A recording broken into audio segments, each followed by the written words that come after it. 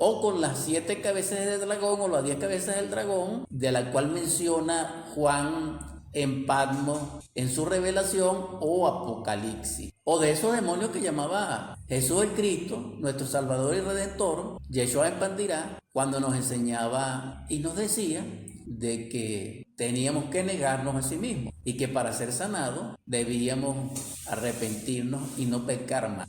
Entonces, ciencia pura es autoperfeccionarnos. Ciencia pura es autoconocernos. En la medida que nos autoconocemos, empezamos a despertar conciencia porque empezamos a trabajar sobre la negación de sí mismo, sobre la disolución del yo, sobre lo que es ilusión dentro de nosotros. Porque hay un campo muy interesante dentro de lo psicológico, y es que nosotros estamos llenos de fantasía. Y para desgracia también tenemos una personalidad falsa y tenemos un yo fantasía.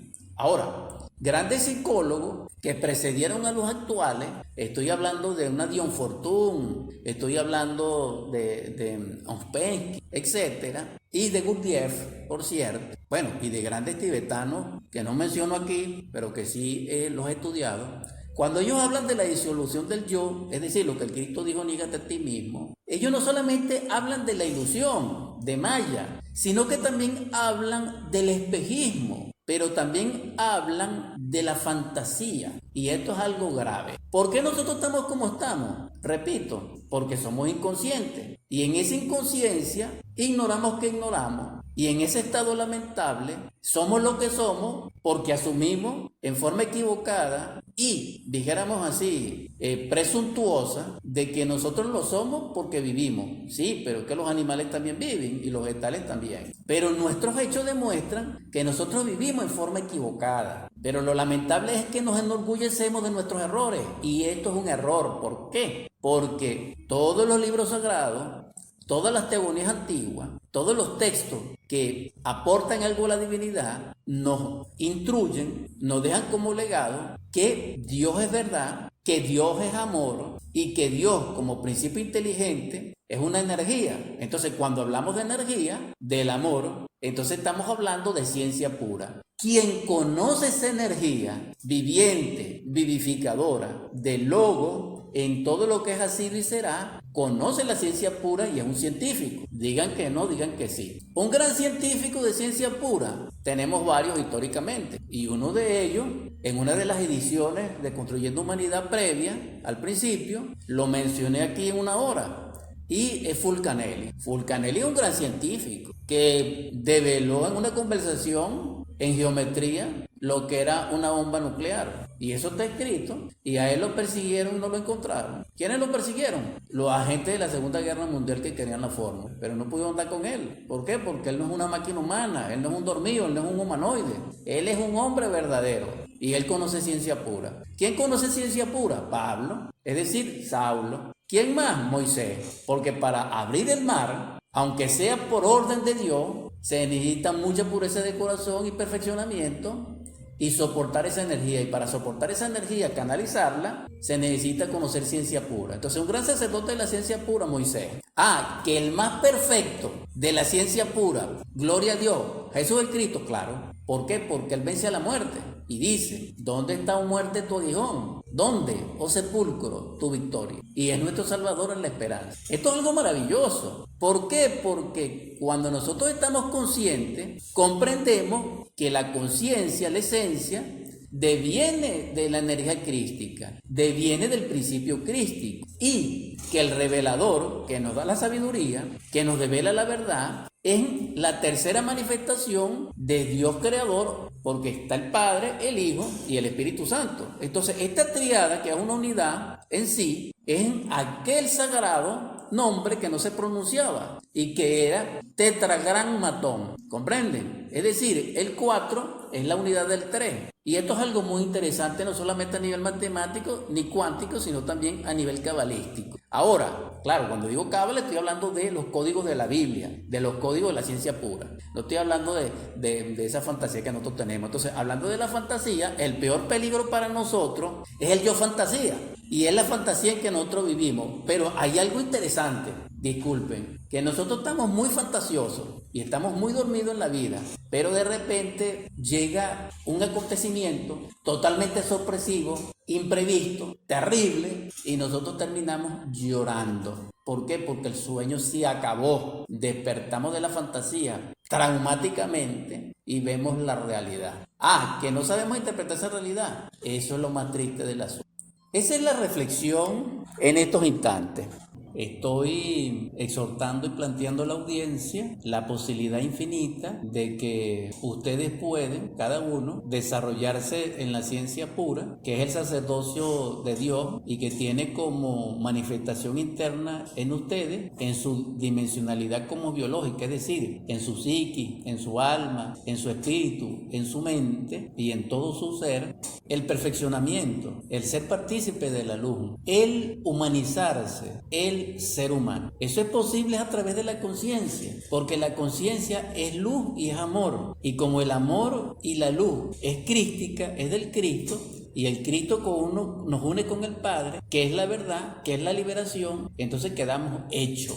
Todo ese camino es ciencia pura. Por eso es que la ciencia pura es religar. Y esto es algo maravilloso. ¿Por qué? Porque el ateísmo materialista, el escepticismo de cualquier época, los estados mentales, dijéramos, autosuficientes de cualquier personaje, no nos llevan a nosotros con sus teorías y su planteamiento a la verdad. A la verdad nos lleva el Cristo a nuestro Padre, porque nuestro Padre es la verdad. Ahora que también existe la verdad ligada a la vida universal en el cosmos infinito y que está expresado en la naturaleza viviente, en toda su expansión y plenitud, el que conozca todo eso es un científico de ciencia pura. Es un maestro, es un rabí, es un señor, es un rey de la naturaleza, es un hombre verdadero y es un sacerdote de Dios. Ustedes están llamados a eso según la orden de Melquisedec. Cada hogar debiera ser un palacio. Cada hogar debiera ser el imperio del amor, donde hay un rey que es el esposo, donde hay una reina que es la esposa, donde hay un hijo que es el príncipe. Ese sería el Edén. Pero estoy hablando de valores espirituales de alto valor, de alto nivel, es decir, del ser, no nuestro. Porque en la medida que el ser se vaya cristalizando en nosotros, en su integración, el ego se va desintegrando y la personalidad falsa, es decir, la personalidad fantasía que nosotros tenemos, tiene que ser destruida, aniquilada.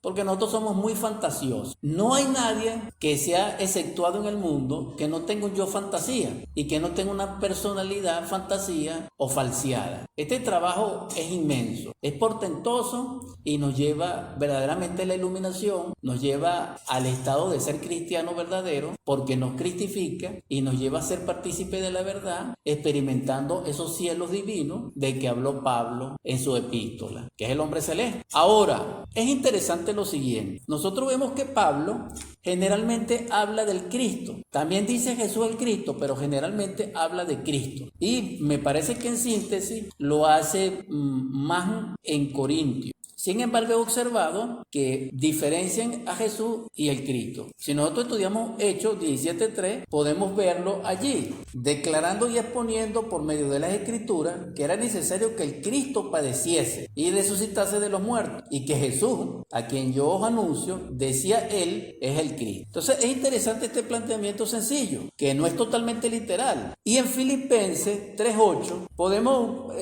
apreciar algo parecido. Lo cierto del caso es que allí también nos hacen ver el Cristo y Jesús, que aparentemente nosotros no entendemos esa diferenciación porque la mente no nos deja. Y es algo obvio y natural porque mientras nosotros tengamos la conciencia dormida, no podemos entender los misterios crísticos. Y los misterios crísticos son muy sencillos, pero a la conciencia. Y ciertamente, aún estimo todas las cosas como pérdida por la excelencia del conocimiento de Cristo, Jesús, mi Señor, por amor del cual lo he perdido todo y lo tengo por basura para ganar a Cristo. Entonces, aquí es mucho más interesante el planteamiento de Pablo, porque nos lleva a la comprensión del mismo planteamiento. Jesús, el Cristo. Esto es algo muy semejante, pero muy elemental el ejemplo, pero para que se me entienda lo que quiero decir, a la secretaría y al secretario. Dijéramos así, pues. Es decir, a una institución y a quien la preside. Es obvio, indiscutible, que el Cristo es nuestro Salvador y Redentor y es único en su perfección. Eso no está planteado aquí como discusión ni como duda, no. Lo que estoy tratando de decir a ustedes es que en ciencia pura existe el Cristo sin Jesús. ¿Por qué? Porque Jesús, Yeshua ben Pandirá, encarna al Cristo, lo cristaliza dentro de sí y lo hace manifiesto. Fíjense ustedes, ¿qué dice Corintios al respecto? Corintios 1:17 dice, pues no me envió Cristo a bautizar, sino a predicar el Evangelio, no con sabiduría de palabra, para que no se haga vana la cruz de Cristo. Aquí volvemos a entender el planteamiento del Cristo como principio cósmico que pertenece al Padre libre y al Cristo hombre o al Cristo perfeccionado en humano, que nos viene a traer el mensaje. Ahora, ¿qué nos dice la segunda de Corintios 5:20? En todo caso, ustedes le dan su interpretación. Simple y llanamente estoy poniendo un punto interesante. Dice, así que somos embajadores en nombre de Cristo, como si Dios rogase por medio de nosotros, os rogamos en nombre de Cristo, reconciliados con Dios. Este mensaje es maravilloso. ¿Por qué? Porque se nos plantea la reconciliación con Dios. Para que exista esa reconciliación, media el Cristo. En este caso, en nosotros, media, interviene nuestro divino Yeshua interior. Y ese Yeshua interior que está dentro de nosotros es el que nos perfecciona, porque Él recibe el espíritu del Cristo libre a través de la palabra, de la manifestación del poder y del pacto del Cristo Yeshua ben Pandirá, nuestro Salvador, que conocemos como Emmanuel, que conocemos como el Nazareno, que conocemos como el nombre que le podamos dar, pero es Él. Entonces todos ellos son uno solo, claro, pero en diversidad de manifestaciones y de expresiones. Es lo que quiero manifestar a ustedes como reflexión para que ustedes tengan, dijéramos, la esperanza verdadera de lograrlo. Ahora, dice aquí Pedro, la primera de Pedro 1:11, dice, escudriñando qué persona y qué tiempo indicaba el Espíritu de Cristo que estaba en ellos, el cual anunciaba de antemano los sufrimientos de Cristo y las glorias que vendrían tras ellos. Conclusión, el Cristo como sustancia, como energía, como presencia, como espíritu vivificante que nos une al Padre, mora en nosotros a nivel atómico, energético. No está perfeccionado, necesitamos hacerlo. ¿Cómo lo hacemos? Niégate a ti mismo, toma tu cruz y sigue. Solamente quiero exhortarles una vez más al amor. La ciencia del amor nos permite convertirnos realmente en seres superiores, divinizarnos y al mismo tiempo humanizarnos, porque ese es el misterio de la boda de Canaán. La síntesis de la Biblia es: Dios es amor. El amor es expresivo en toda su dimensionalidad en una boda. Y en una boda hay felicidad, abundancia, prosperidad, esperanza, y hay un fuego ardiente entre una esposa y un esposo. Esto es algo trascendental, extraordinario. Solamente allí nosotros podemos lograr realmente la iluminación. Ahora, en la segunda epístola de Juan 1:9 encontramos lo siguiente. Dice: cualquiera que se extravía y no persevera en la doctrina de Cristo no tiene a Dios. El que persevera en la doctrina de Cristo, ese sí tiene al Padre y al Hijo. Es el mensaje para mis hermanos que me escuchan. ¿Qué necesitamos? Conocernos, arrepentirnos, obrar en el amor y entregarnos a nuestro Cristo íntimo. He concluido que la paz más profunda de nuestro Salvador el Cristo llegue a ustedes, a vuestro corazón, a vuestro espíritu, para que sea partícipe de la luz y en ella y con ella vuestra vida sea plena, llena de dicha y de prosperidad. Amén.